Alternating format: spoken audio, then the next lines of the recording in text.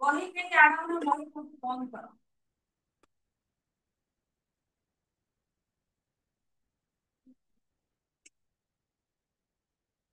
ଜାଣିବାର ଇଚ୍ଛା।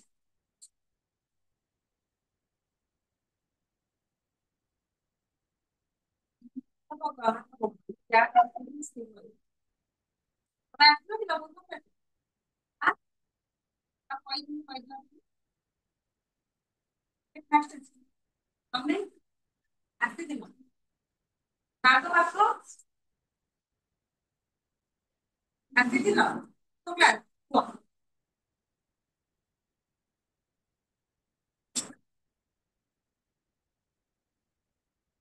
ହୁଁ,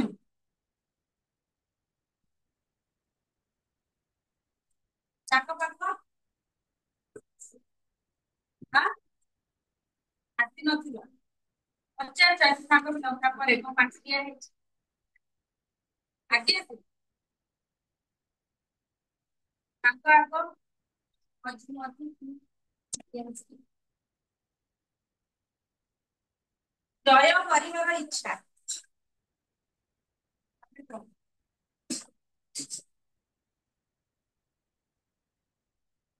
ଜୟ କରିବାର ଇଚ୍ଛା।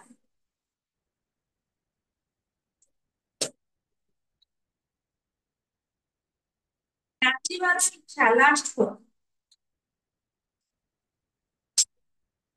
ଆସିନ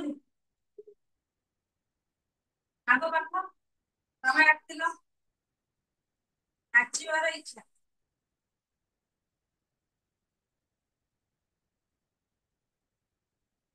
କଣ ପାଇଁ ପଢିବ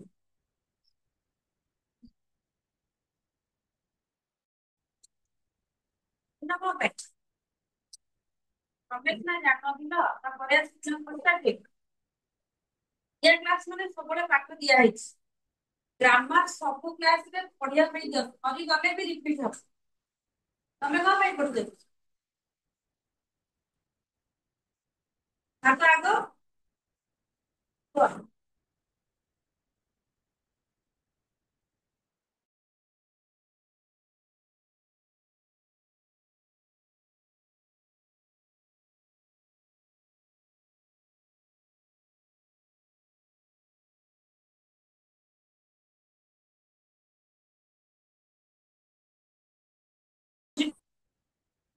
ଆଁ? ବାହାରକୁ ଯିବ କଣ ବନେଇଛି ଗୋଟାଏ କ୍ଲାସ ଛାଡିଦେଲେ ପୁଣି ପର କ୍ଲାସକୁ ପୁଣି ପଢିକି ଆସିବ ଆଁ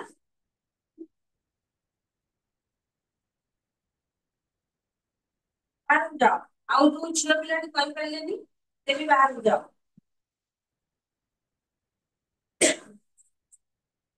ଗୋଟାଏ କ୍ଲାସ ଛାଡିଦେଲେ ଗୋଟାଏ ଦିଟା କ୍ଲାସ ଛାଡିଛି ବୋଲି ଆଜି ତମ ମାନେ ପଢିକି ଆସ ତ୍ୟାଗ କରିବାର ଇଚ୍ଛା। ଓହ,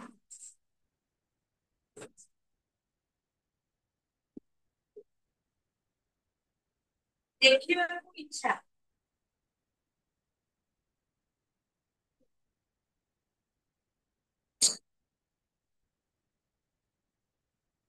ପଢିବାର ଇଚ୍ଛା।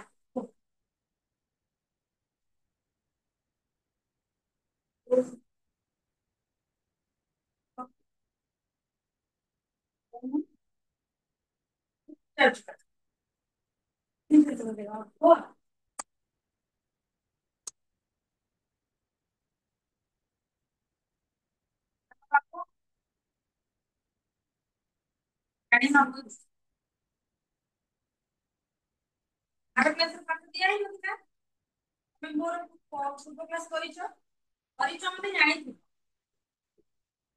କାହିଁକି ତିନି ଚାରି ଥର ମୁଁ କହିଛି ବାରମ୍ବାର କହିଛି ପଢିକିନା ଆସିବ ଜାଣିପାରୁନ ତମେ ତମେ ପଢିକି ଆସିବ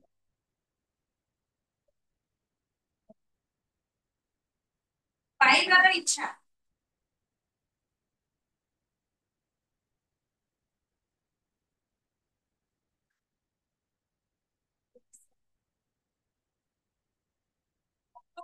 କରିବାର ଇଚ୍ଛା। ଅନୁସନ୍ଧାନ କରିବାର ଇଚ୍ଛା।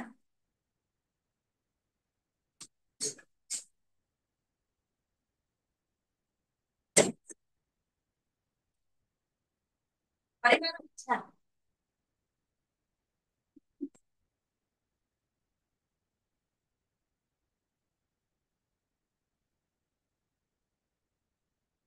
ହେବାର ଇଚ୍ଛା।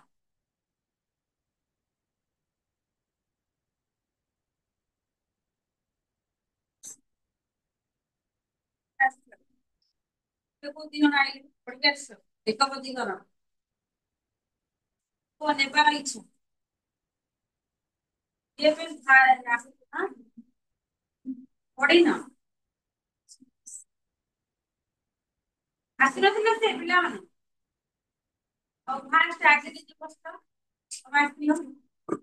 କୁହ ନେବାର ଇଚ୍ଛା।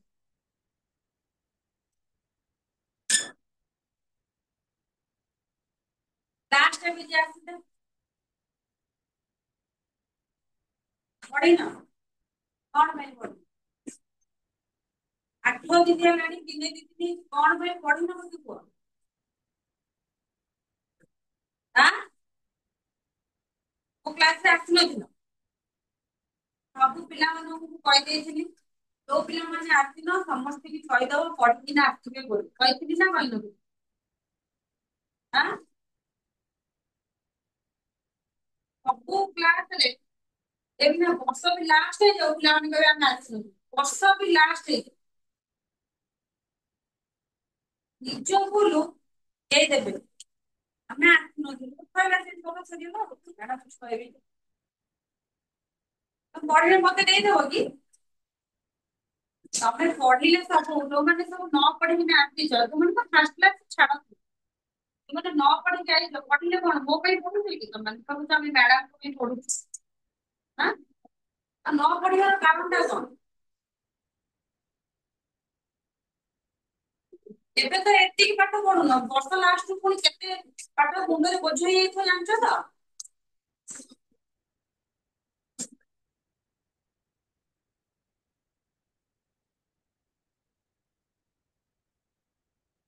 ତମେ କହିଛ ଉତ୍ତର ନାହିଁ।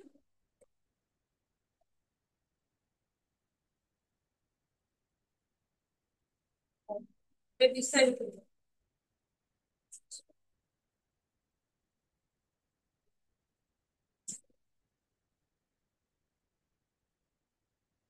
ନେକ୍ସଟ କ୍ଲାସକୁ ପାଠ ଦିଆହେଲା ଏକପଦୀକରଣର second way first with second way ହେଲା।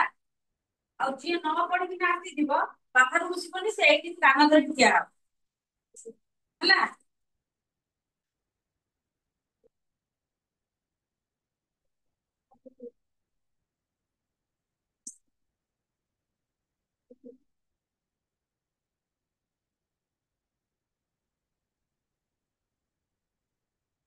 ଦେଖ କିଏ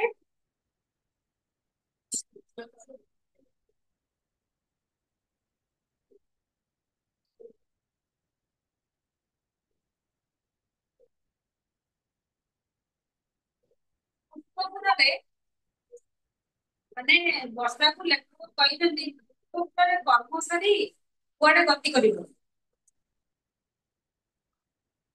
ଫଳଭୂମି। ଚିହ୍ନିବା ପାଇଁ ଲେଖକ କି କି ଉଦାହରଣ ଦେଇଛନ୍ତି?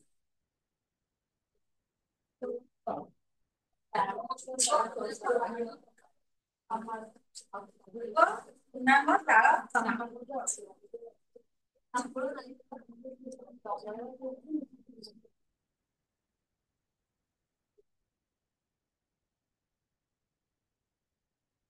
କାହାଠାରୁ ପଦନ୍ୟତାର ମହତ୍ଵ ବଢି ଉଠେ? କାହାଠାରୁ?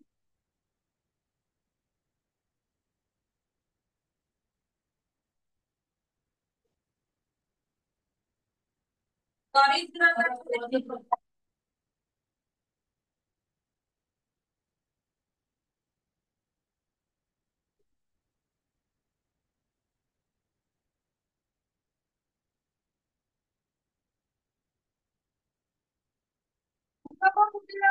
ଗିରିପଥ କଣ ଅର୍ଥ?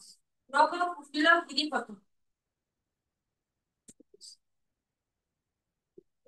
କହିଥିଲି ବା ଗୋଟେ ଗୋଟେ ଲେଖିକିନା ନେଇଥିଲ।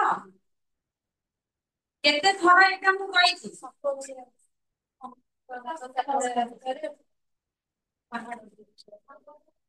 ଆଉ ଗୋଟେ କଥା ତମକୁ କହିବିନି ତମମାନେ ଲେଖିବନି ହେଲା।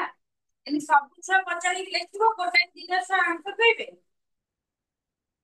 କେତେ ସମୟ ଯାଉଛି ଗୋଟାଏ ଜିନିଷ ପଢିବା ପାଇଁ?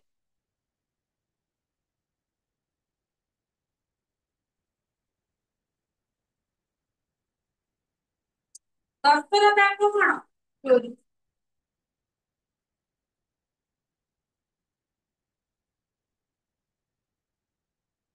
ଲେଖକ ବର୍ଷାକୁ କ୍ଳାନ୍ତି ଆସିଲେ କୋଉଠି ଅବସର ନେବା ପାଇଁ କହିଛନ୍ତି?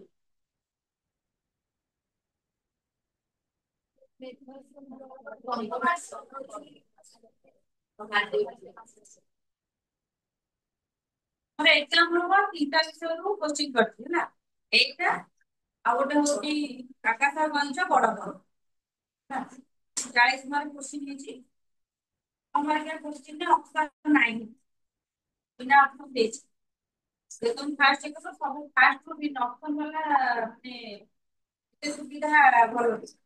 ଏବେ ବିନା ଅପସନ କଲେ ଲାଷ୍ଟ ତମେ ଅପସନ ଦେଲେ ପୁରା ସିଓର ହେଇ କରିପାରିବ। ଏବେଠାରୁ ଅପସନ ଉପରେ ଭରସା କଲେ ସେତେବେଳକୁ କନଫ୍ୟୁଜ ରେ ଭୁଲ ମାରିକି ହିଁ ଆସିବ। ସେଥିପାଇଁ ତମକୁ ଅପସନ ଦେଇଛି। ଉତ୍କଳବାସୀ କେଉଁଠି ବସି ପିପାସୀ ଓ ରତ୍ନକୂପରେ ବସି ଉପବାସୀ ହେଉଛନ୍ତି। କେଉଁଟାରେ ବସି ଉପାସୀ କଣ?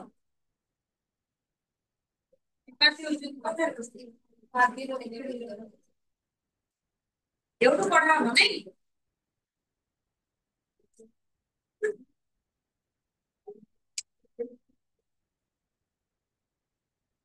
ଦେଖ ଏହି ମହାବନରୁ ପଶ୍ଚିମାଭିମୁଖରେ ତୋର ବିଜୟ ରଥ ବାହି ଶାଳୀର ଗନ୍ତାଘର ସମ୍ବଲପୁର ଅଞ୍ଚଳରେ ପହଞ୍ଚିଯିବୁ।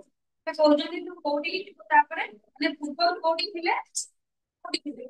ଏ ଯୋଉ ଖଣ୍ଡାଧାରା ଆଉ ହଁ ଖଣ୍ଡାଧାରା ଆଉ କୋଉଠି ନା ଦେବଗଡ ପ୍ରପାତରେ କ୍ରୀଡା କରି ମାନେ ବର୍ଷା କରିକି ତାପରେ ତୁ କୁଆଡେ ଯିବୁ ନା ତୁ ଯିବୁ କୋଉଠିକି ନା ସମ୍ବଲପୁର ସମ୍ବଲପୁର କଣ ମାନେ ପଶ୍ଚିମ ଓଡିଶା ବୁଲି ହେଲା ପଶ୍ଚିମବଙ୍ଗ ଯିବୁ ସୂକ୍ଷ୍ମ ଶାଢୀର ଗନ୍ତାଘର ସୂକ୍ଷ୍ମ ଶାଢୀର ଅର୍ଥ ହଉଛି କଣ ନା ଶାଢୀ ଧନ କହିଥିଲି ହେଲା ସେଇ ମାନେ ଯୋଉଠି ସୂକ୍ଷ୍ମ ଶାଢୀର ଗନ୍ତାଘର ମାନେ ସମ୍ବଲପୁର ଅଞ୍ଚଳରେ ତାଙ୍କର ସେତେବେଳେ ବେଶୀ ମାନେ ଆମର ଗୋଟେ ବର୍ଷା ଦିନେ ଏଠି ଯୋଉ ଧାନଟା ହବ ଆମର ପୂର୍ବରୁ ଯୋଉ ଖରା ଦିନେ ଯୋଉ ଧାନଟା ହେଇଥାଏ ସେଇଟା କୁହନ୍ତି ଶାଳୀ ଧାନ ସେଇଟା ସମ୍ବଲପୁର ଅଞ୍ଚଳରେ ବେଶୀ ହୁଏ ଧାନ ହେଲା ସେଥିପାଇଁ କହିଛନ୍ତି ସୂକ୍ଷ୍ମ ଶାଢୀର ଗନ୍ତାଘର ସମ୍ବଲପୁର ଅଞ୍ଚଳରେ ପହଞ୍ଚିଯିବ। ତନି ମହାନଦୀ ଏଠାରେ ଉତ୍କଳ ଶଯ୍ୟାରେ ଯାଉ ଯାଉ ତୀର ଦେଶରେ ସ୍ୱର୍ଣ୍ଣ ରେଣୁ ଢାଳିଦିଏ ଓ ନର ନାରୀଙ୍କର ଦେହରେ ଲବ ଲାବଣ୍ୟ ବୋଳିଦିଏ। ତନି ମହାନଦୀ ମହାନଦୀ କାହାକୁ କହିଲା? ସେଟା ପୁରା ବହୁତ ବଡ ନଦୀ ସମ୍ବଲପୁରରେ ଗୋଟେ ବଡ ଅଛି କଣ ନା ହୀରାକୁଦ ଡ୍ୟାମ ଅଛି ସେଇଟା କୁହନ୍ତି କଣ ନା ମହାନଦୀ ତନି ମହାନଦୀ ହଉଛି ରୂପତୀ ବା ସୁନ୍ଦର ମାନେ ସେ ମହାନଦୀଟା ହଉଛି ମାନେ ସୁନ୍ଦର ଦେଖିବାକୁ ମାନେ ଭଲ ଲାଗେ ସେଟା ହଉଛି ତନି ମହାନଦୀ ବା ସୁନ୍ଦର ମହାନଦୀ ଏଠାରେ ଉତ୍କଳ ଶଯ୍ୟାରେ ଯାଉ ଯାଉ ମାନେ ଉତ୍କଳ ଶଯ୍ୟା ଅର୍ଥ ମାନେ ଆମେ ଯେମିତି ନଈ କୂଳେ କୂଳେ ଯାଉଛେ ନଈ କୂଳର ଯୋଉ ରାସ୍ତାଟା ବନ୍ଧଟା ଯୋଉ ନୁହଁ ଯୋଉ ବାଲିଗଡ ରାସ୍ତା ଥିବ ସେଇଟାକୁ କୁହାଯାଏ ଉତ୍କଳ ଶଯ୍ୟା ହେଲା। ଉତ୍କଳ ଶଯ୍ୟାରେ ଯାଉ ଯାଉ ତୀର ଦେଶରେ ସ୍ୱର୍ଣ୍ଣ ରେଣୁ ଢାଳିଦିଏ ଓ ନର ନାରୀଙ୍କର ଦେହରେ ଲବ ଲାବଣ୍ୟ ବୋଳିଦିଏ ସେ କହୁଛନ୍ତି ଏଇ ଯୋଉ ହୀରାକୁଦ ପାଖରେ ଯୋଉ ନର ନାରୀ ମାନେ ବା ଆଦିବାସୀ ମାନେ ବାସ କରନ୍ତି ମାନେ ସେମାନେ କଣ ନା ତାଙ୍କର ସେଠି ହୀରାକୁଦ ଡ୍ୟାମ ନା କଣ ସେଠି ତା ଯୋଉ ବନ୍ଧର ଉତ୍କଳ ଶଯ୍ୟା ମାନେ ବହୁତ ପାଣିରେ ଆଉ କଣ ନା ଗଛ ଲତାରେ ଭରିଥିବ ହେଲା ବଢିଆ ଦେଖାଯାଏ ନା ତାପରେ ବି ଯୋଉ ଏ ବୁଲି ବୁଲିକା ଯୋଉ ଦେଖିବା ପାଇଁ ସେଇଠି ଠିଆ ହେଲେ ମାନେ ଗୋଟେ ସାଇଡରେ ପୁରା ହୀରାକୁଦ ଡ୍ୟାମ ସେପଟ ସାଇଡରେ ପୁରା ଜଙ୍ଗଲ ଥିବ ଆଉ ଗୋଟେ ସାଇଡରେ ପୁରା ପାଣି ଥିବ ମାନେ ବହୁତ ସୁନ୍ଦର ଦେଖାଯାଏ।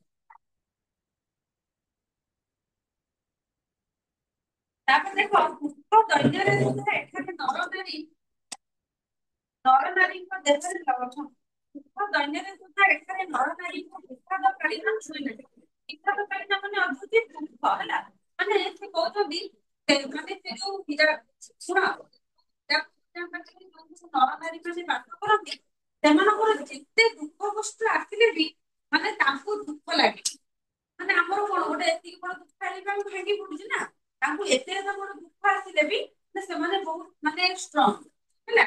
ସେମାନଙ୍କୁ କେବେ ବି ହେଲେ ଦୁଃଖ ଛୁଏଁନି ଯେତେ ବଡ ଦୁଃଖ ଆସୁ ମାନେ ସବୁ ସହିଯାନ୍ତି କେବେ ବି ମନ ଦୁଃଖ କରନ୍ତି ହେଲା। ଆଉ କଣ ନା ପ୍ରାଚୀ ବହୁ ଅରୁଣିତ ମୁଖରୁ ଅବଗୁଣ୍ଠନ ଖୋଲିବା ଆଗରୁ ଏଠାରେ ବଧୂମାନେ ସ୍ନାନ ସାରି ଶିଶିର ସେଫାଳି ପରି ହାସ୍ୟମୟୀ ହୋଇଉଠନ୍ତି। କଣ ନା ପ୍ରାଚୀ ବଧୂ ଆମେ କାହାକୁ କହିବା? ନା ପ୍ରାଚୀ ବଧୂ ହଉଛି ପୂର୍ବ ଦିଗ ହେଲା। ପ୍ରାଚୀ ଦିଗ ମାନେ ସେ କହିଛନ୍ତି ପ୍ରାଚୀ ବଧୂ ମାନେ ଏଠି କୁହାଯାଇଛି କାହାକୁ ନା ସୂର୍ଯ୍ୟଙ୍କୁ କୁହାଯାଇଛି ହେଲା। ମାନେ କଣ ଦେଖ ପ୍ରାଚୀ ବଧୂ ଅରୁଣିତ ମୁଖରୁ ଅରୁଣିତ ମାନେ ଲାଲ ରଙ୍ଗର ମୁହଁ ଯେତେବେଳେ ପୂର୍ବ ଦିଗରୁ ସୂର୍ଯ୍ୟ ଯେତେବେଳେ ମାନେ ଉଦୟ ହୁଅନ୍ତି ସେତେବେଳେ କଣ ପୁରା ଲାଲ ଦେଖାଯାଏନି କି ମାନେ ପୂର୍ବ ଆକାଶଟା ପୁରା ଲାଲ ଦେଖାଯାଏ। ସେ କହୁଛନ୍ତି ଅପଗୁଣ୍ଠନ ସେ କହୁଛନ୍ତି ଯେପରି ଗୋଟେ ମାନେ ନୂଆ ବୋହୂଟିଏ ଯେତେବେଳେ ନୂଆ ନୂଆ ବାହା ହେଇକିନା ଆଇଥିବ ନାଲି ଓଢଣି ପକେଇକିନି ନାଇଁ କି ଓଢଣି ପକେଇଥିବ ସେମିତି ଯେତେବେଳେ ମାନେ ସକାଳ ଯେତେବେଳେ ହେଇଯାଏ ପୂର୍ବ ଦିଗ ସେହିପରି କଣ କରେ ନା ଲାଲ ରଙ୍ଗର ମାନେ ଯୋଉ ତା ମୁହଁଟିକୁ କଣ କରେ ନା ଲାଲ ରଙ୍ଗର ଓଢଣି ଭିତରୁ ମାନେ ଏମିତି ଟେକିକି ଧରିବ। ଅପଗୁଣ୍ଠନ ଅର୍ଥ ହଉଛି ଖୋଲିବା ହେଲା। ଅପଗୁଣ୍ଠନ ଖୋଲିବା ଆଗରୁ ଓଢଣା ଅପଗୁଣ୍ଠନ ହଉଛି ଓଢଣା ହେଲା। ତାଙ୍କ ମୁହଁରୁ ଓଢଣା ଖୋଲିବା ଆଗରୁ ଏଠାରେ ବଧୂମାନେ ମାନେ ସେଇ ଯୋଉ ସମ୍ବଲପୁରର ନୂଆ ନୂଆ ଯୋଉମାନେ ବାହା ହେଇଥିବେ ବଧୂ ମାନେ କଣ କରନ୍ତି ନା ସ୍ନାନ ସାରି ମାନେ ଯୋଉ ଦେଖିନ ଯୋଉମାନେ ନୂଆ ନୂଆ ବାହା ହେଇଥିବେ ସେମାନେ କଣ କରନ୍ତି ନା କେହି ନ ଦେଖିବା ଆଗରୁ ସେମାନେ ଗାଧେଇକି ଆସିକିନା ଘରେ ରୁହନ୍ତି କାଳେ କିଏ ଦେଖିଦବ। ସେ କଥା କହୁଛନ୍ତି କି ପୂର୍ବ ଦିଗରୁ ସୂର୍ଯ୍ୟ ଉଦୟ ହେବା ପୂର୍ବରୁ ବା ମାନେ ପୂର୍ବ ଦିଗ ମାନେ ଓଢଣି ଖୋଲିବା ଆଗରୁ ସେଠିକାର ବଧୂ ମାନେ ସବୁ ଗାଧେଇକିନା ଏମିତି ନା ଶିଶିର ଶେଫାଳି ପରି ହାସ୍ୟମୟୀ ହୋଇଉଠନ୍ତି। ଶିଶିର ସ୍ନାନ ମାନେ ଶୀତ ଅର୍ଥ କଣ? ଶିଶିର ଅର୍ଥ ହଉଛି କାକର ହେଲା ଶିଶିର ସ୍ନାନ ଶେଫାଳି ପରି ଶେଫାଳି ଫୁଲ ଦେଖିଛ ରାତିରେ ଫୁଟିଥିବ ସକାଳକୁ କଣ ମାନେ ଯୋଉଟା ଚିତ୍ର ହଉଛି କଣ ଏ ଯୋଉ କାକର ପଡିଛି। ଏଇ ଯୋଉ ଶେଫାଳି ଫୁଲରେ ଯୋଉ ଶେଫାଳି ଫୁଲ ଦେଖିବ ତା ବହୁତ ବଢିଆ ବାସ୍ନା ରାତିରେ ଫୁଟିଥିବ ସକାଳୁ ଉଠିଲା ବେଳକୁ ସିଏ ଝଡି ଯାଇଥିବ ହେଲା। ଟଙ୍କ ଶିଉଳିକି ଶେଫାଳି ଫୁଲ କହନ୍ତି ହେଲା। ତା ଉପରେ ଯୋଉ ସବୁ ଶିଶିର ପଡିଥିବ ବା ଯୋଉ କାକର ପଡିଥିବ ସେ ମାନେ ଦେଖାଯାଉଥିବ ଯେମିତି ଫୁଲଟିଏ ହସୁଛି। ସେମିତି ସେଇଠିକାର ବଧୂ ମାନେ ଯୋଉ ପୂର୍ବ ଦିଗର ସୂର୍ଯ୍ୟ ଉଦୟ ପୂର୍ବରୁ ଗାଧେଇକି ସେମାନେ ସେମିତି ହାସ୍ୟମୟୀ ଥିଲେ। କେମିତି ନା ଶେଫାଳି ଫୁଲ ହେଲା। ସେ ଫୁଲଟା ପୁରା ଫୁଟିଥିବ ତାପରେ କାକର ପଡିଥିବ କେତେ ସୁନ୍ଦର ଦେଖାଯାଉଥିବ। ଗୋଟେ ଉଦାହରଣ ଦେଇଛନ୍ତି ଆଉ।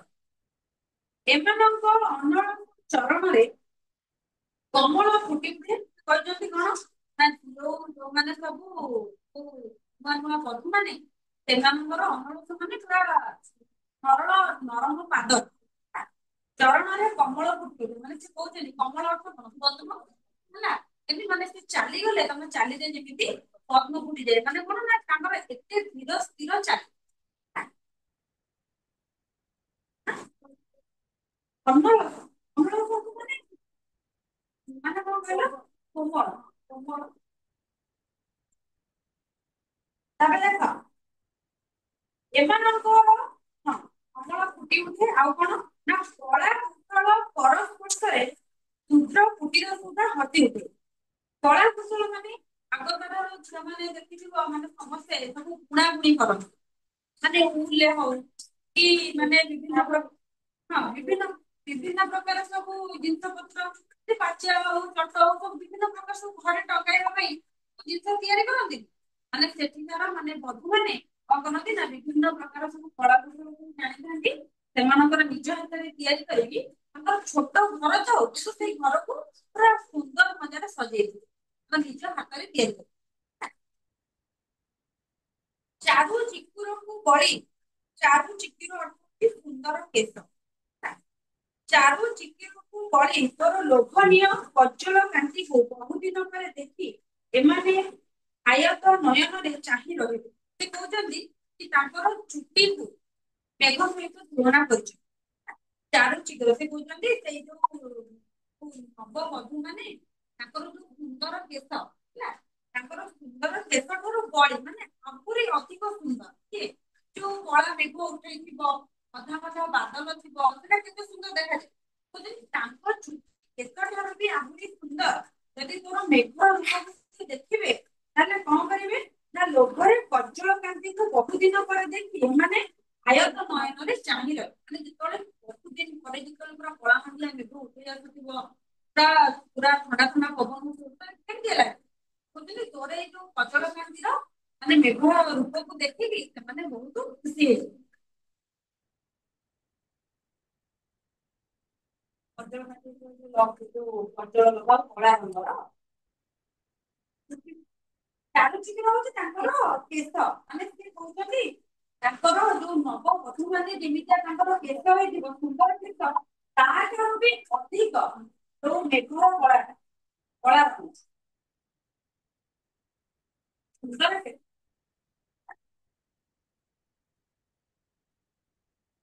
ବୁଝିପାରିଲ, କଜଳ କାନ୍ତି ଅର୍ଥ କଜଳ ତ ଜାଣିଥିବ କାଜଲ ହେଲା।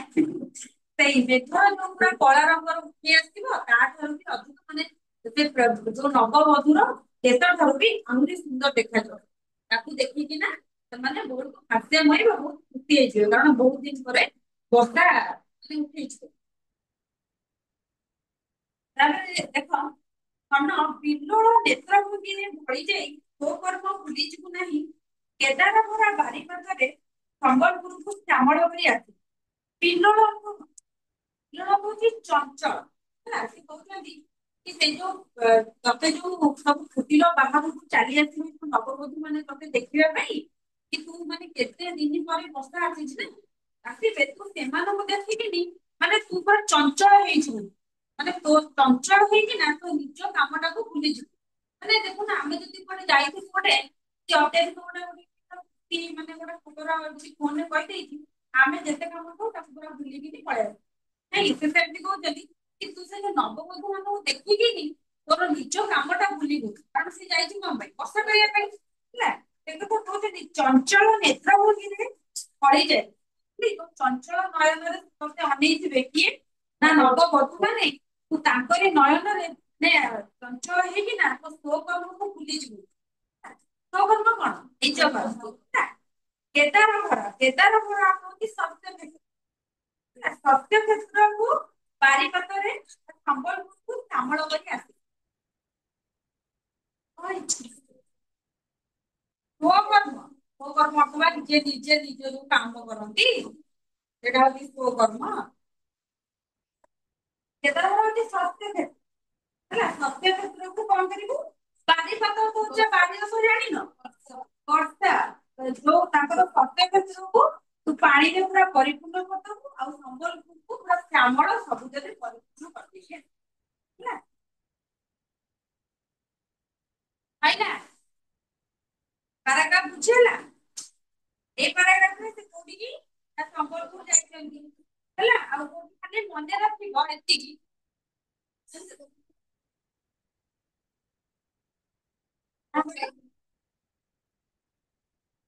ଶାଢୀର ଗନ୍ତାଘର ତମେ ଆସିନଥିବ, ଶାଢୀର ଗନ୍ତାଘର ହଉଛି ଶାଢୀ ଅର୍ଥ କଣ ଶାଢୀ ଧାନ ଗୋଟେ ଅଛି ଆମର, ତ ସେଇ ଧାନର ଗନ୍ତାଘର ମାନେ ସମ୍ବଲପୁର ଅଞ୍ଚଳରେ ସେଇ ଧାନଟା ବେଶୀ ହେଲା, ସେଥିପାଇଁ ତାକୁ କୁହାଯାଏ ସୂକ୍ଷ୍ମ ଶାଳୀର ଗନ୍ତାଘର। ଗନ୍ତାଘର ଗୋଟାଏ ଜିନିଷ ଯୋଉଟା ବହୁତ ଥାଏ ତ ତାକୁ ଗନ୍ତାଘର କହିଲା।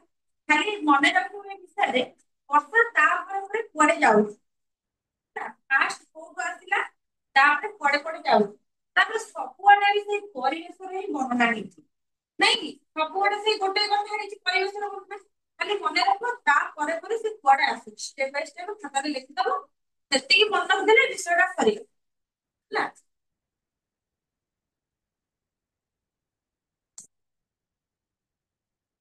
ତମର ଫାଇନାଲ ଏକ୍ସାମ ମାତ୍ର ଦିଟା ହିଁ ଲଙ୍ଗ କୋଶ୍ଚିନ୍ ପଡିବ, ମାନେ ଗପର ପଡିବନି, ଖାଲି ଗୋଟେ ଗଦ୍ୟର ଗୋଟେ ପଦ୍ୟ। ଚାରି ଚାରିଟା ଭିତରୁ ଗୋଟେ ଗୋଟେ କମ୍ପିଟିସନ ପଡେ। ଦେଖ ତାପରେ ଏହାପରେ ଅପରାଧୀ ବେଣୁମାନ ଉପରେ ସଞ୍ଚରଣ କରି ଉପକୂଳ ଆଡକୁ ଗତି କରି ଗଲାବେଳେ ତୁ ଦେଖି ନିଶ୍ଚିତ ହେବୁ ଯେ ଯନ୍ତ୍ର ଦାନବର ପ୍ରତିଦିନ ପାରଣ ହୋଇଥିବା ବଂଶ ବୃଦ୍ଧି କରି ଚାଲିଛି ଓ ବାନରୀଙ୍କର କ୍ରୀଡା ଜନିତ ହୋଇ ରହୁଛି। କିଛି ବୁଝିହଉନଥିବ ତ? ଆଁ? କିଛି ବୁଝିହଉନି। କଣ ଏଇ ଯନ୍ତ୍ର ଦାନବ ଆଇଲାଣି ନା? ଦେଖ ଏହାପରେ ଅସମତି ଗଣଗଣ ମାନେ ସେ ସମ୍ବଲପୁର ଯେତେବେଳେ ଏପଟା ଯେତେବେଳେ ଆସିବ ହେଲା, କଣ ଆସିବ ନା ସେ କହୁଛନ୍ତି ତୁ ଆସିଲା ବେଳେ ଦେଖିବୁ ବେଣୁ କଣ ବେଣୁ ମାନେ ଆସିବ କଣ ହଉଛି ମାନେ ଯୋଉ କଇଁଚିଟା କୋଉଥିରେ ତିଆରି ହୁଏ? ବାଉଁଶରେ। ସେ କହୁଛନ୍ତି ତୁ ଯେତେବେଳେ ଆସିବୁ ସେତେବେଳେ ବାଟରେ ଦେଖିବୁ ପୁରା ବହୁତ ବାଉଁଶ ବଣ ଥିବ ହେଲା।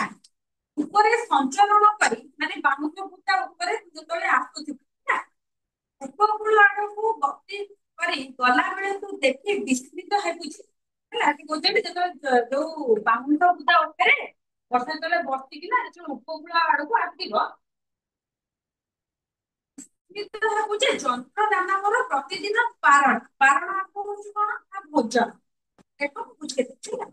ପାରଣ ହୋଇ ସୁଦ୍ଧା ବଂଶବନ ବଂଶ ବୃଦ୍ଧି କରି ଚାଲେ। ଦେଖ ପିଲାମାନେ ତମେ ଦେଖିଥିବ ବାଉଁଶ ଗଛକୁ ଯେତେ ଆଣ ସେ ସେତେ ଉଠିବ। ଉଠିବ ନା ନାଇଁ? ସେ କହୁଛନ୍ତି କି ଆଜି କାଲିକାର ଯୋଉ ଯନ୍ତ୍ର ଦାନବ ବା ଯେତେ ସବୁ ଲୋକମାନେ ତାଙ୍କର ଘର କରିବା ପାଇଁ ଯେତେ ବାଉଁଶ ସବୁ ମାନେ ପ୍ରତିଦିନ ପାରଣ ମାନେ କଣ ଭୋଜନ କୁକୁଡ଼ା ଯିବ ତାକୁ ହାଣିକି ଆଣିବା ମାନେ କଣ ହାଣିକି କାମରେ ଭୋଜନ।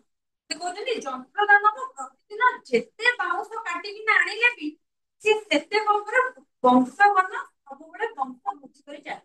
ଗୋଟା ହଉଛି କଦଳୀ ଗଛ ଆଉ ହଉଛି ବାଉଁଶ ଗଛ ତାକୁ ଯେତେ ଆଣ ସେ ସେତେ ମାନେ ସେ ସେଇଠିକାର ମାନେ ଗୋଟେ ଉଦାହରଣ ଦେଇକିନା କହୁଛନ୍ତି ହେଲା। ତାପରେ ବାନରଙ୍କର କ୍ରୀଡା ଜନିତ ହୋଇ ରହିଛି ମାନେ ସେ ଯୋଉ ବାଉଁଶ କଣ ବାନର ମାନେ କିଏ?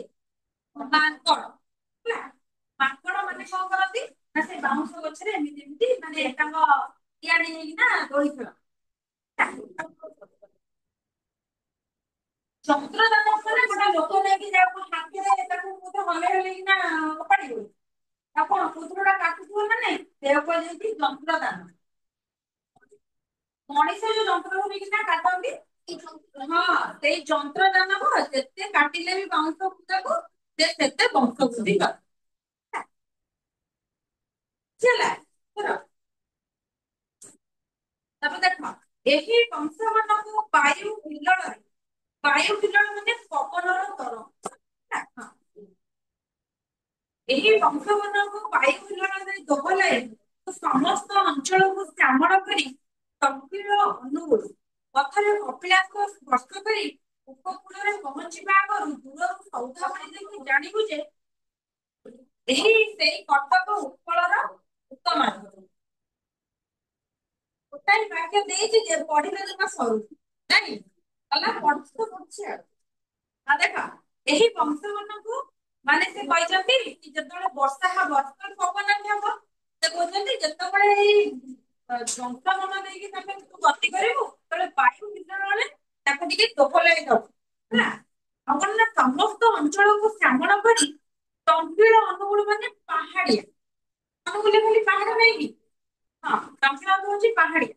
ପାହାଡିଆ ଅନୁଗୁଳ ମଧ୍ୟରେ କପିଳାସ ସ୍ପର୍ଶ କରିକି କପିଳାସ ହଉଛି ଢେଙ୍କାନାଳ ଅନୁଗୁଳ ପରେ ତାପରେ ଅନୁଗୁଳରେ ଆଉ ସେ ରହିନାହାନ୍ତି ଡାଇରେକ୍ଟ ପଳେଇଛନ୍ତି ଢେଙ୍କାନାଳରେ ବି ରହିନାହାନ୍ତି ଖାଲି ସ୍ପର୍ଶ କରିଦେଇକି ପଳେଇ ଆସିଛନ୍ତି। ତାପରେ ଉପକୂଳରେ ପହଞ୍ଚୁଥିବା ଆଗରୁ ଦୂରରୁ ସୌଦାବଳି ମାନେ ବଡ ବଡ ସବୁ ଧଳା ରଙ୍ଗର କୋଠା ହେଲା।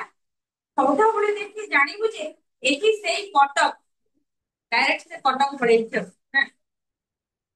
ମାନେ ବଡ ବଡ ଧଳା କୋଠା କୋଠା ଘର ବଡ ବଡ ଘର ସବୁ। ଦେଖ ତାକୁ ସେ କହୁଛନ୍ତି ଜାଣିବୁ କଟକ ଉତ୍କଳର ଉତ୍ତମ ହେଲା। ଉତ୍କଳର ମାନେ ଉତ୍କଳର ଯେମିତି ମାନେ କହିବାକୁ ଗଲେ ମସ୍ତ ଉତ୍ତମ ହେଲା। ମାନେ ଆଗରୁ ମାନେ ନଥିଲା କି ରାଜଧାନୀ କଟକ ଥିଲା ତାପରେ ଭୁବନେଶ୍ୱର ହେଇଗଲା। ସେଥିପାଇଁ କୁହାଯାଏ କଟକ ହଉଛି କଣ ନା ଉତ୍କଳର ମସ୍ତକ ସେ କହିଛନ୍ତି ଦେଖ ଘନ ଏହି ଥିଲା ଦିନେ ଗର୍ବିତ ଗଜପତିର ରାଜଧାନୀ ଏ ରାଜଧାନୀ ଥିଲା ଆଉ ଏହିଠାରୁ ହିଁ ତାର ଅଜୟ ବାହିନୀ ଝଟିକା ବେଗରେ ଦୁର୍ଗରୁ ଦୁର୍ଗାତରକୁ ଗତି କରିଛନ୍ତି। ଅଜୟ ବାହିନୀ ମାନେ ଯାହାର ମାନେ ଟୋଟାଲି ମାନେ ପରାଜୟ ନାହିଁ ମାନେ ସେ ଯୁଆଡେ ଯିବ ବିଜୟ ଲାଭ କରିବ ହେଲା ମାନେ ହଁ ଯୁଆଡେ ଯିବ ବିଜୟ ଲାଭ କରିବ ସେ କଥା କହୁଛନ୍ତି ମାନେ ଏଠି ଯୋଉ ଅଛି କଣ ଯୋଉ ବାରବାଟୀ ଯୁଦ୍ଧ ନାଇଁ ମାନେ ଯେତେ ସେ ରାଜା ମାନେ ଯେତେ ବି ଗଜପତି ଯେତେ ବି ମାନେ ସବୁ ଯୁଦ୍ଧରେ ଯାଆନ୍ତି ସବୁଆଡେ ବିଜୟ ଲାଭ କରିକି ଆସନ୍ତି। ମୂର୍ତ୍ତିପୁତ କ୍ରୀଡାନାସୀ ଆଜି ମୃତ୍ତିକାରେ ଅବରୁଦ୍ଧ ଏଇ ଯୋଉ କ୍ରୀଡାନାସୀ ଶୁଣିଛ ହେଲା ଯଦି ମୂର୍ତ୍ତିଭୂତ ମାନେ ଯୋଉଠି ମାନେ କ୍ରୀଡାନାସୀ ବି ଗୋଟେ ତାର କ୍ରୀଡାନାସୀ ବି ସବୁ ଗୋଟେ ନା ଦେଖ ମାନେ ଏଇ ବାରବାଟୀ ଯୁଦ୍ଧ ହେଲା ମାନେ ତାର କଣ ଗୋଟେ ସ୍ମୃତି ରହିଯାଇଛି ନା ନାଇଁ କିନ୍ତୁ ଆଗେ ଯେମିତି ଥିଲା ଆପଣ ଏବେ ସେମିତି ଅଛି କି? ନା ସେଟା ଭାଙ୍ଗିଗଲେ ତାକୁ ଆଉ ତିଆରି କରୁଛନ୍ତି ସେମିତି ପଡିକିନା ରହିଛି ନା ସେ କଥା କହୁଛନ୍ତି ସ୍ମୃତିଭୂତ କ୍ରୀଡାନାସୀ ଆଜି ଯେମିତି ମୃତ୍ତିକାରେ ଅବଲୁପ୍ତ ହେଇଯାଇଛି ବା ମାଟିରେ ମିଶି ଯାଇଛି ମାତ୍ର ମୂର୍ତ୍ତିର ବାରବାଟୀ ଫଳିତ ପ୍ରସବରେ ଆଜି ତାର ସ୍ମୃତି ବା କୀର୍ତ୍ତି ଆଜି ଯାଏ ଲାଗି ରହିଛି ମାନେ ବାରବାଟୀ ଯୁଗ କଥା କହିଛନ୍ତି ମାନେ ଆଜି ଯାକେ ବି ଆଗରୁ ଯୋଉ ସ୍ମୃତି ରହିଯାଇଛି ଆଜି ଯାକେ ବି ଲୋକ ଯାଇକିନା ତାକୁ ମାନେ ଦେଖୁଛନ୍ତି ହେଲା ଆଉ କଣ ମାତ୍ର ଲୁଣ୍ଠିତ ବାରବାଟୀ ସ୍ଫଳିତ ପ୍ରସବରେ ତାର ସ୍ମୃତି ବା କୀର୍ତ୍ତି ଆଜି ଯାକେ ଲାଗି ରହିଛି ବା ମର୍କତ କେଶରୀଙ୍କର ମହାକୀର୍ତ୍ତି ଆଜି ଯାଏ ଚିତ୍ରକଳାର ମେଖଳା ପରି ଦିଶୁଛି ସେ କହୁଛନ୍ତି ସେତେବେଳେ କିଏ ଥିଲେ ନା ରାଜା ଥିଲେ ମର୍କତ କେଶରୀ ସେତେବେଳେ ସେ କଣ କରିଥିଲେ ନା ଯୋଉ ଚିତ୍ରକଳାର ମେଖଳା ହଉଛି ମହାନଦୀର ଅଣ୍ଟା ଅଛି ହେଲା କହୁଛନ୍ତି ମର୍କତ କେଶରୀ ଯେତେବେଳେ ତାଙ୍କର ଗୋଟେ ମହା କୀର୍ତ୍ତି କରିଥିଲେ ବା ମହାନ କାର୍ଯ୍ୟ କରିଥିଲେ କିଏ ନା ମର୍କତ କେଶରୀ କଣ କାର୍ଯ୍ୟ କରିଥିଲେ ନା ମହାନଦୀରେ ପଥର ବନ୍ଧ ବାନ୍ଧିଥିଲେ ମହାନଦୀ କେଡ ବଡ ସବୁଠାରୁ ବଡ ନଦୀ ନା ନାଇଁ ସେଇ ନଦୀରେ ସେ ପଥର ବନ୍ଧ ବାନ୍ଧିଥିଲେ ଆଉ ସେ ପଥର ବନ୍ଧ କେମିତି ଦେଖାଯାଏ ନଦୀର ଯେମିତି ଅଣ୍ଟା ବିଛା କରିଛି ହେଲା ତାପରେ ଦେଖ ଏହିଠାରେ ହିଁ ବହୁ କବି ଜ୍ଞାନୀ ଗୁଣୀ ଓ କର୍ମୀ ଅଳ୍ପ ଦିନ ତଳେ ଉତ୍କଳର ମହାନିଶାରେ ଉଜାଗର ରହି ଜ୍ଞାନ ଦୀପ ଜାଳିଗଲେ ଏହି ଦୀପ ଅଖଣ୍ଡ ରହୁ କହୁଛନ୍ତି କି ଯେତେ ସବୁ କବି ବା ମାନେ ଯେତେ ସବୁ ଆମର ଯେତେବେଳେ ହଁ ଜ୍ଞାନୀ ମାନେ କଣ କରିଥିଲେ ନା ଉତ୍କଳରେ ଯୋଉ କଟକରେ ଏଇ ଯୋଉ ମଧୁସୂଦନ ରାଉ ହେଲା ନାଇଁ କି ସେମାନେ କଣ କରିଥିଲେ ନା ସବୁ କଟକରେ ମାନେ ଯେତିକ ଜ୍ଞାନୀ ଗୁଣୀ ଲୋକମାନେ ସବୁ ଉତ୍କଳରେ ମହାନିଶାରେ ରହିକି ମାନେ ଉତ୍କଳ କେମିତି ଆଗକୁ ଯିବ ବା ବାହାର ଦେଶ ସମ୍ମାନ ଅର୍ଜନ କରିବ ସେଭଳି ସବୁବେଳେ ଚିନ୍ତା କରୁଛି ଆଉ ସିଏ ଯୋଉ ମାନେ ସ୍ୱପ୍ନ ଦେଖିଥିଲେ ତାଙ୍କର ସ୍ୱପ୍ନ ବା ସିଏ ଯୋଉ ଦୀପ ଜାଳିଥିଲେ ତାଙ୍କ ଦୀପ ସବୁବେଳେ ଅଖଣ୍ଡ ରହୁ ବା ତାଙ୍କ ସ୍ୱପ୍ନ ସବୁବେଳେ ସାକାର ହଉ। ଏହା ହିଁ କାମନା କରି ତୁ କଟକକୁ ଶ୍ୟାମଳ କରି ଚାଲି ଆସୁ କହିଛନ୍ତି ତୁ ବେଶ ସମୟ ରହିବୁ ହଉ ତୋର ଆହୁରି କେତେ ଆଡେ ଯିବାର ଅଛି ସେତିକି ମାନେ ମନେ ପକେଇକି କଟକରେ ମାନେ ବର୍ଷା ବରଣ କରିକି ତାପରେ ତୁ ଚାଲିବୁ କୁଆଡେ ଯିବ ତାପରେ ତାପରେ ଭୁବନେଶ୍ୱର ବୁଲେ ନା ଆଉ ଏକାଥରେ କୋଣାର୍କ ପଳେଇବେ ନା କଟକ ଖାଲି ଭୁବନେଶ୍ୱର ବୁଲିବେନି ଭୁବନେଶ୍ୱରରେ କେତେ ମନ୍ଦିର ଅଛି ନାଇଁ ତମେ ସବୁ ବଜାର ବୁଲିବ ବୋଲି କଣ ଗୋଟାଏ ଡ୍ରେସ ଦୋକାନ ଯାଇଥିବ କିନ୍ତୁ ଚାରିଟା ପାଞ୍ଚଟା ଡ୍ରେସ ଦୋକାନ ପଶିବ ନାଇଁ ତାପରେ ଦେଖ କଟକରୁ ଦକ୍ଷିଣକୁ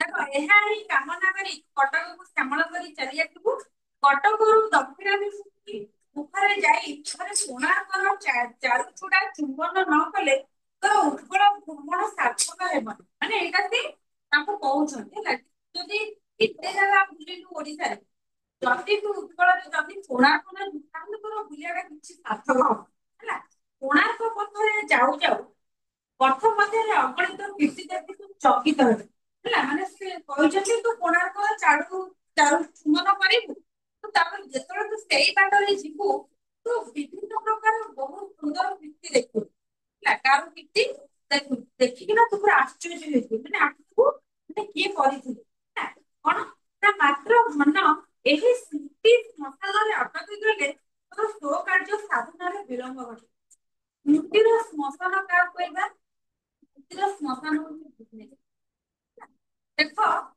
ଯେତେ ବି କଟକରେ ବି ଯେତିକି ମାନେ ମନ୍ଦିର ନଥିବ ଭୁବନେଶ୍ୱରରେ ବହୁତ। ଲିଙ୍ଗରାଜ ମନ୍ଦିର, ରାମ ମନ୍ଦିର, ରାଜାରାଣୀ ମନ୍ଦିର, କେଦାର ଗୌରୀ ମନ୍ଦିର, ସବୁ ମନ୍ଦିର, ବହୁତ ମନ୍ଦିର ହେଲା। ସେ କହିଛନ୍ତି ଚାରୁଚୂଡା ମାନେ କଣ ହଉଛି ଉପର ମୁଣ୍ଡ। ଚାରୁଚୂଡା ଜାଣିନ? ହଁ ପଢିନ ନା ସବୁ ପଞ୍ଚମ ନା ଚତୁର୍ଥ ବହିରେ ଥିବ ବା। ଧର୍ମପଦ ମାନେ ବାରଶହ ବଢେଇବ। ତାପରେ ଦେଖ ସେ କହିଛନ୍ତି କଣ ନା ସ୍ମୃତି ଶ୍ମଶାନ, ସ୍ମୃତିର ଶ୍ମଶାନ ବୋଲି କୋଉଠିକି ନା ଭୁବନେଶ୍ୱରକୁ କହିଛନ୍ତି ହେଲା। ଆଉ ଯଦି ତୁ ଭୁବନେଶ୍ୱରରେ ଏତେ ମନ୍ଦିର ସେଠି ତୁ ଯଦି ମାନେ ଦେଖିକି ନା ମାନେ ସ୍ତମ୍ଭିତ ବା ଚକିତ ହେଇଯିବୁ କିନ୍ତୁ ତୁ ସେଠି ରହିବୁନି। ଯଦି ତୁ ସେଠି ଅଟକି ଯିବୁ ତାହେଲେ ତୋର ମାନେ କାର୍ଯ୍ୟରେ ବିଳମ୍ବ ଘଟିବ। କହୁଛନ୍ତି ତୁ ଜଲ୍ଦି ଜଲ୍ଦି ଦେଖିକିନା ପଳ। ଏଣୁ ତୁ ଅତୀତ ଉତ୍କଳ ମହିର ମାନଦଣ୍ଡ ପରି ଦଣ୍ଡାୟମାନ ଖାଲି ଲିଙ୍ଗରାଜ ନିକେତନର ଚାରୁଚୂଡା ଆନନ୍ଦ ହୋଇ ଉପଗୁଣ ପଥରେ ଗତି କରି ଚାଲିବୁ। କି ଭୁବନେଶ୍ୱରରେ ଯୋଉ ଏତେ ଗୁଡାକ ମନ୍ଦିର ଅଛି ତୁ କୁଆଡେ ଯିବୁନୁ? କୁଆଡେ ଯିବୁ ନା ଉତ୍କଳ ମହିର ମାନଦଣ୍ଡ ମାନେ ଲିଙ୍ଗରାଜ ମନ୍ଦିର। ଉତ୍କଳ ମନ୍ଦିର ମାନଦଣ୍ଡ ବୋଲି କାହାକୁ କୁହାଯାଏ? ନା ଲିଙ୍ଗରାଜ ମନ୍ଦିର। ଲିଙ୍ଗରାଜ ମନ୍ଦିର ହଁ ଲିଙ୍ଗରାଜ ମନ୍ଦିରର କଣ ନା ଲିଙ୍ଗରାଜ ନିକେତନ, ନିକେତନ ହଉଛି ଅଗ୍ରଭାଗ ହେଲା। ଚାରୁଚୂଡାକୁ ମାନେ ତାର କୋଉଠିକି ଯୋଉ ଯୋଉଠି ପତାକା ଉଡୁଥିବ ହେଲା। ପ୍ରତି ଆନନ୍ଦ ହୋଇ ଉପକୂଳ ପଥରେ ଗତି କରିଛି। ମାନେ ଭୁବନେଶ୍ୱରରୁ ତାପରେ କୁଆଡେ ଯିବେ? ଲିଙ୍ଗରାଜରୁ ତାପରେ ସେ ଆଉ କୋଉଠି ରହିଛନ୍ତି ତାପରେ ଯିବେ କୋଉଠିକି ନା ଯୋଉ ଏଠି କୋଣାର୍କ। ନିକେତନ ମାନେ ହଉଛି ଅଗ୍ରଭାଗ।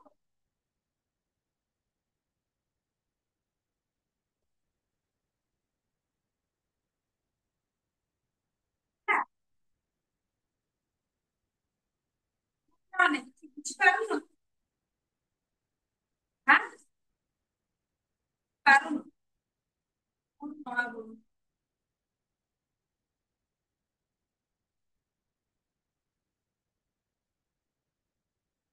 ବୁଝିହେଲା ସବୁ କାହାର କିଛି ବୁଝିବାର ଅଛି? କୁହ ଯାହାର ଯାହାର ବୁଝିବାର ଅଛି କୁହ।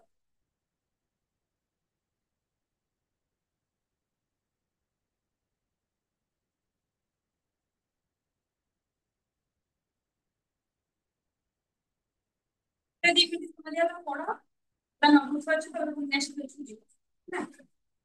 ବିଷୟଟା ପଢିଲେ ସହଜ ଲାଗୁଛି କିନ୍ତୁ ଶବ୍ଦ ଗୁଡାକ ଟିକେ କଷ୍ଟ ଅଛି। ପ୍ରବନ୍ଧ ନମାଇ ପ୍ରକୃଷ୍ଟ ଶବ୍ଦ। ପ୍ରକୃଷ୍ଟ ଶବ୍ଦ ମାନେ ସ୍ପଷ୍ଟ ଶବ୍ଦ।